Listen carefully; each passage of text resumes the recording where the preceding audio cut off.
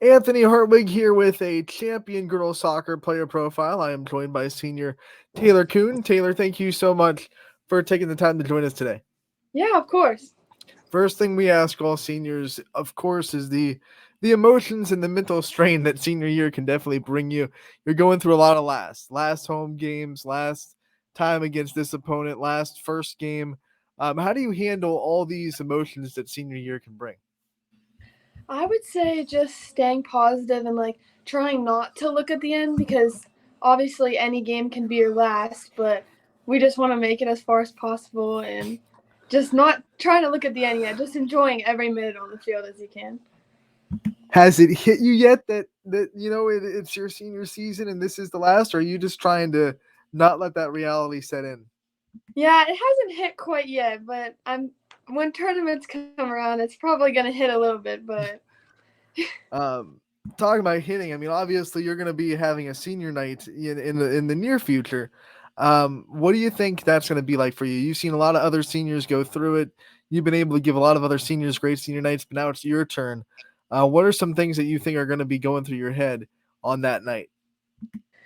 I would say it's gonna be an exciting day, just having all my teammates around us and getting to enjoy it with all my other seniors.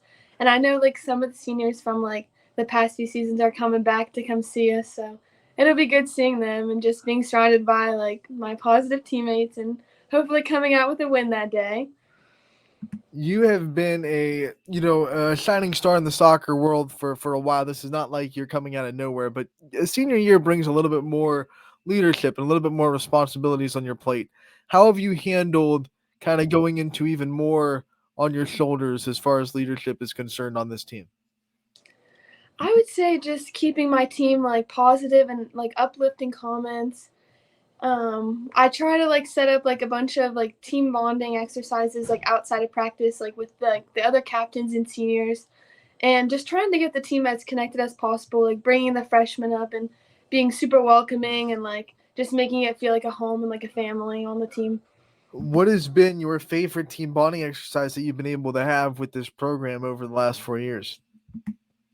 I would have to say this year we did a little camping sleepover outside and a driving scavenger hunt, which was super fun, and just spending the night with my teammates and we made little locker posters which were super cute and just being able to spend time with them. All right, so this senior season is going pretty dang well for you so far. Champion is 7-0. They've beaten all their conference opponents so far. Um, you're trying to get your first conference championship. What's it feel like to have the success you're having so far this season? It's a really nice feeling because last year we lost in district semis, which wasn't the outcome we wanted, and then the year before we got out in first round. But we're hoping this year for to make it to districts and bring home the win. So I mean, you keep racking up wins. What is it that's keeping this team motivated and not having that one game where you start to, that layover game after a lot of wins? What is keeping this team grinding every day, even with all the success you're having? I would say our coach is really helpful because she always pushes us to keep working harder and just not settling down on the good wins or those easy wins we get or anything like that. Just keeping us pushing and staying on our toes for the next opponent. You're our first interview this year for Champion Girls Soccer, so I want you to take us inside the team personality and what it's like being a part of this group, and what do you think makes this soccer team unique than ones that you've been on in the past? Our team is definitely very silly. Everybody is always laughing all the time. We try to make practice as fun as possible, but also being serious at the same time.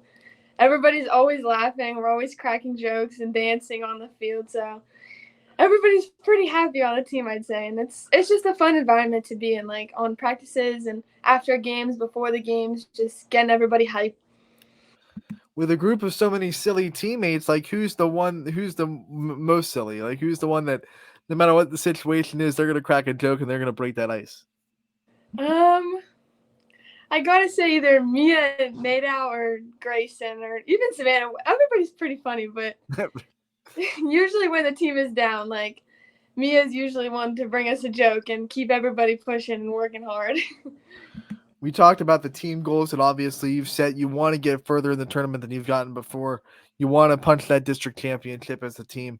What about yourself? Some personal goals that you set before this senior season started, some things that you wanted to accomplish before your career was over at Champion? I think my biggest goal for me personally is breaking a record.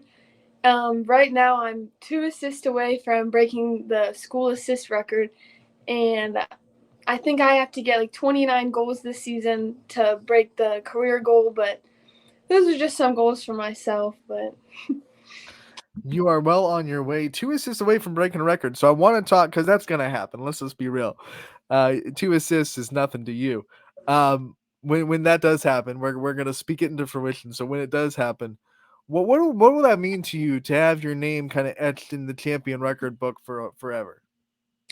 it'll make me feel good, honestly, because like the assists that I'm given are to help my teammates score goals and like help us win in the game. So I feel like the assist one's super important to me because like my SVA coach always told me like assists are better than goals because they're the ones that like start all the process of scoring and stuff. So it'll be a good feeling for sure.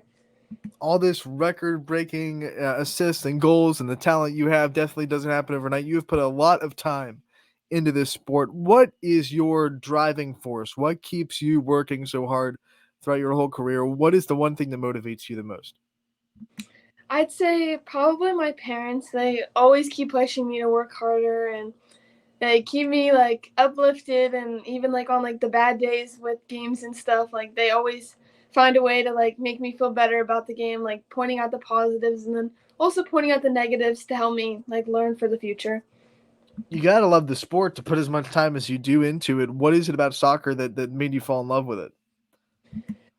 I'd say it's like the constant like mental and like physicality of it. Like I love like the aggression of the sport and like dribbling to goal is like the best feeling and then like celebrating with your teammates. Like I don't know. I just this sport just gives me like a good feeling every time I play.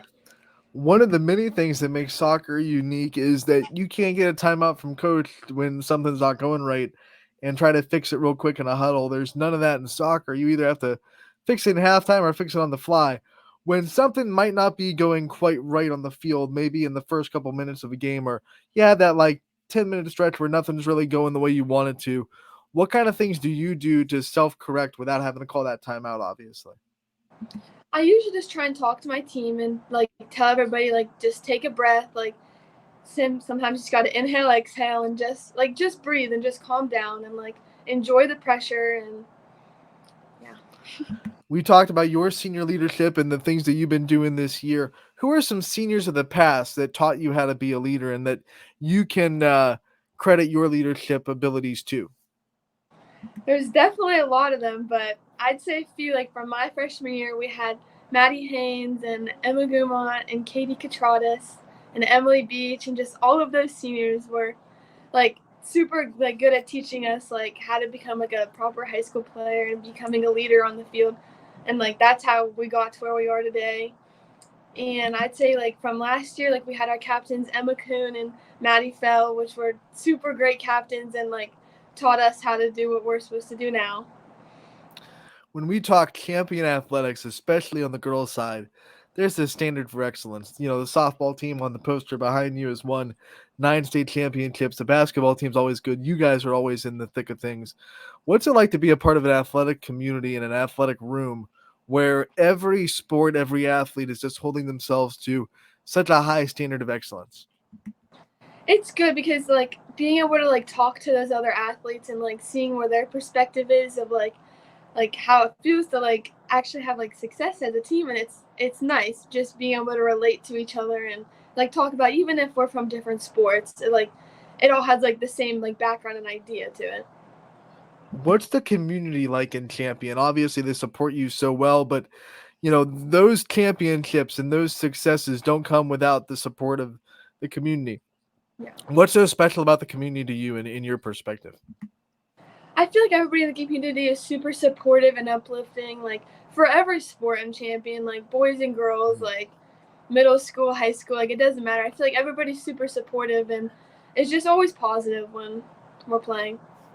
You get a lot of support on the soccer field. What's your favorite sport to go and be a supporter of in the student section? Um, I love the football student sections, but I also love watching the girls basketball and watching my friends out there play. If there's one champion athlete that before they graduate, or let's say before you graduate, that you have to get like an autograph from, you have to get that poster, you have to make sure you get it because you know it's going to be worth something someday. What athlete comes to mind when I ask that? Probably one of my closest friends, Bella Meyer. She's a champion, Yeah. no pun intended. When you think of future plans, we know that you are already committed to play soccer at the next level. For people that don't know or don't haven't seen the news that you dropped, where are you going to be continuing your soccer career after high school?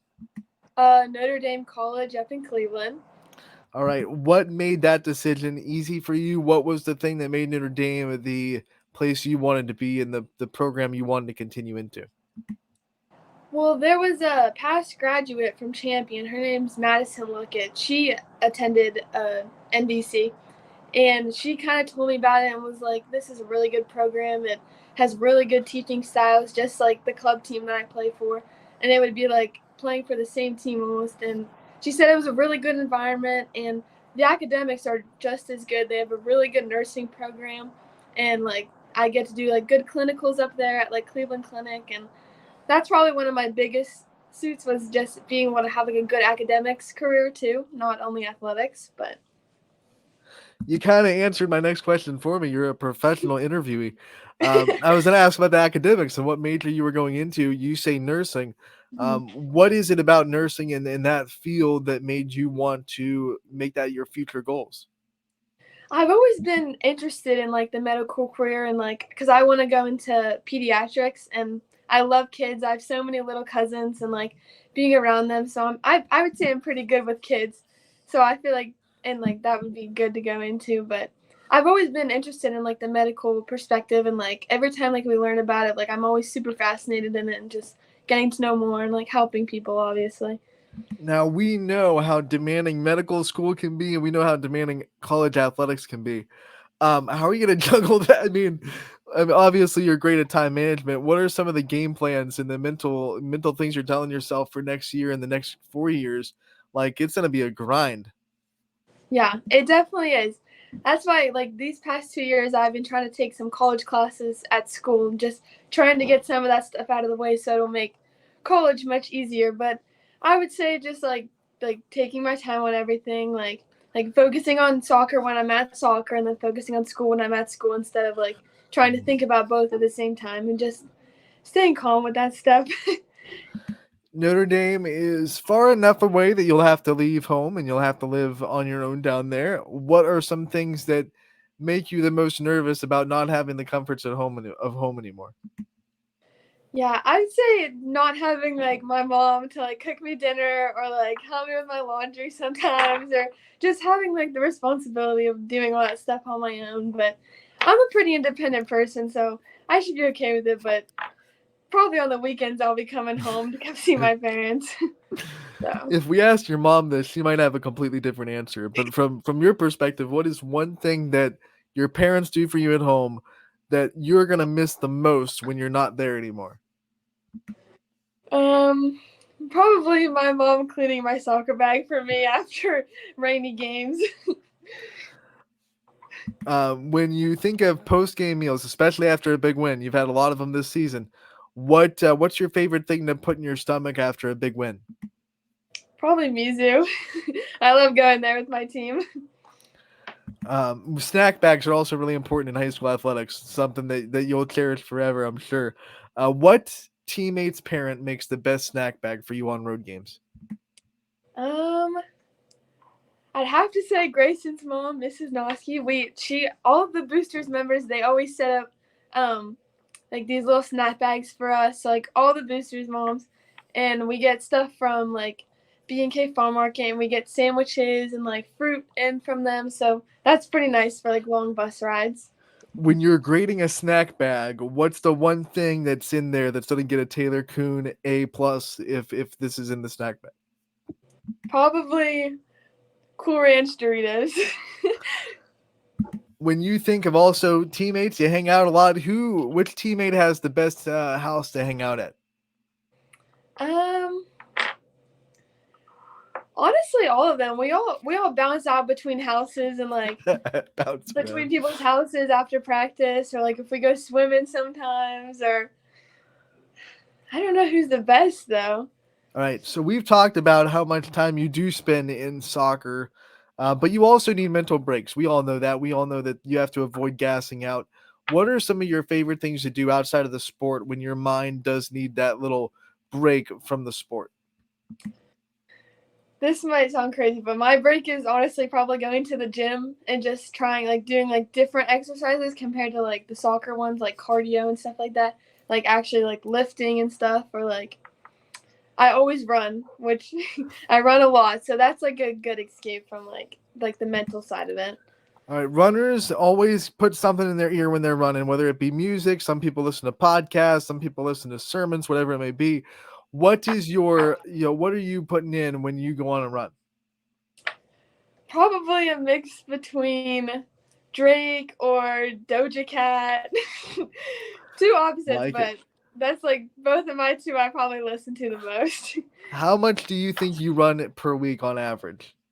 um well, in soccer games we probably Right, run yeah. like an average of like 5 to 6 miles. So if I have 2 games a week, that's like 12 miles, I'd say, just between 2 games. And then I try to run over the weekend at least like 2 to 4 miles around there. But Is there a difference between your soccer run and your therapeutic kind of I got to get away from life run? Is it a different gait? Is it a different speed? Is it this, or is it kind of the same?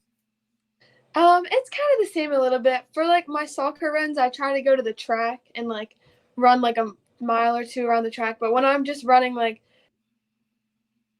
my neighborhood and just like I usually go quicker on those ones because like the adrenaline kind of so. All right, Taylor, before we let you go, I want to give you the chance to kind of shout out anyone in your life that supports you that you haven't shouted out already, or you can give people extra shout outs. I don't mind. I just want to give you the time to kind of shine a light on the people that you think deserve it and that support you so much in your career. I would say obviously my parents, like they show me a ton of support forever. Definitely my friends from school, especially one of my best friends, Bella Ross. I'd have to say my grandma too. She comes to all of my games and shows constant support. I'd say just overall, just friends and family, just always being there after the games to say hi. All right, Taylor, we want to thank you so much for taking the time to join us today. We appreciate it. There's the bell, which means you got more great great parts of the school day to go on. But we thank you so much for your time, and we look forward to covering you the rest of your senior season. And we can't wait to talk to you again real soon. Okay, thank you so much for having me.